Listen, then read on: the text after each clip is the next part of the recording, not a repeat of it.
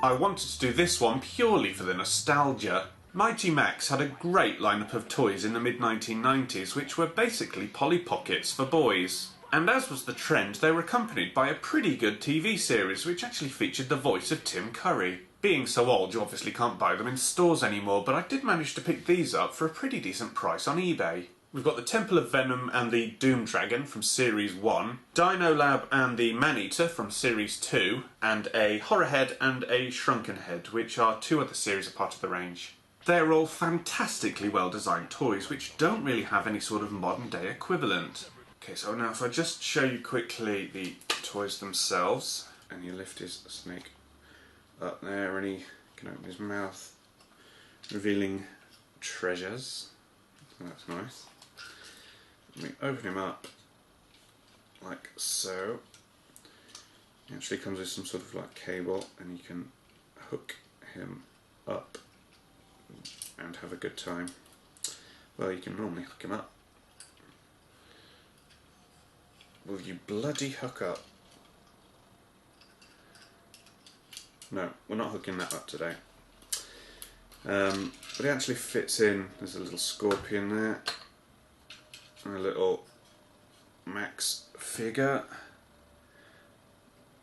Is quite cool. Not particularly detailed, but it's pretty cool. And you can see in this one, here we have a, if I can get it open, a little hidden compartment featuring a little, again, not particularly well crafted, little mummy figure.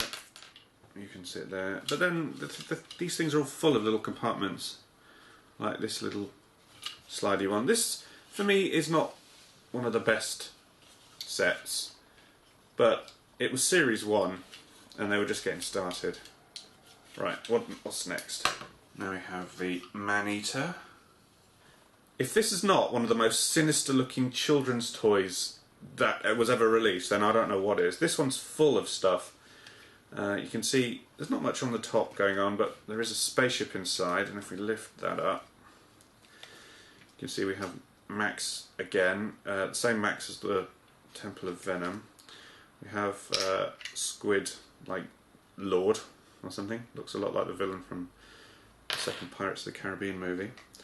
We have a couple of squids here. Oh, it helps if you can see. There's one and two. And the cool thing about this one is the actual shark's fin on the back will pop out and will fold into a kind of glider, so Max can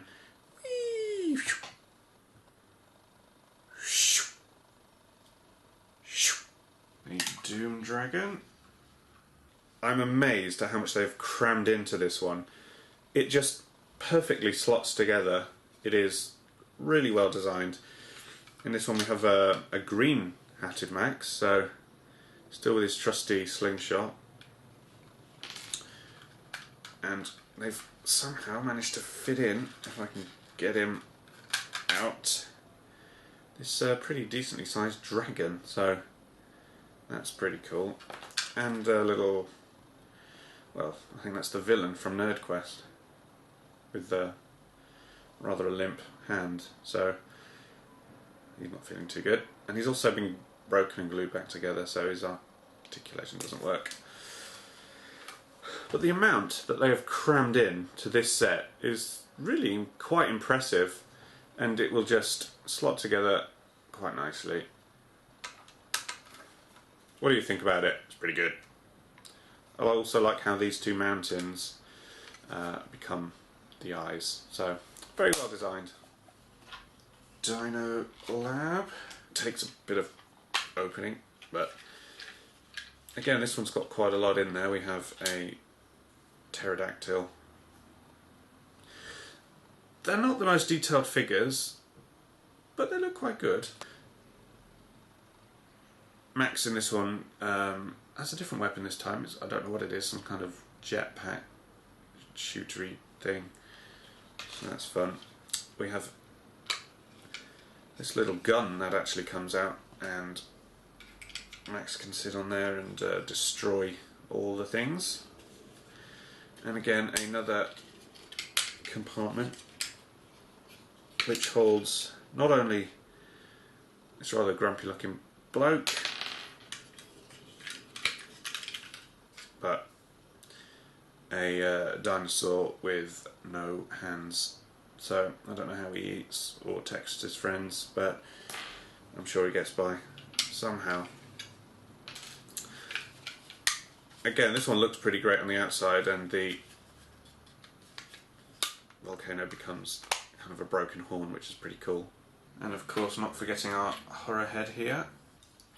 Again, a dinosaur which forms the sort of horn on his face. This Neanderthal looking fella holding his remains of his dinner, and a dark blue headed Mighty Max. So to fit all that in, and also again with there's a theme with this, the little mountain here forms the eye, so that's good. And we also have our shrunken head. We've got a snake in there, and again the snake's tail forms the eye. And we have one tiny little Max in here, if I can get him out. And he is eating candy floss, so he's enjoying himself. There are so many to collect, and I can't wait to show my kids when I eventually have them. They're fun, imaginative, and fantastically well designed. They just prove that you don't need big, flashy, complex, technical toys in order to have fun. Oh no, I've got to save the princess. No, you can't. You can't do it. Yes, I can. I'm going to save you. Oh, I've made it to the throne. I'm the king.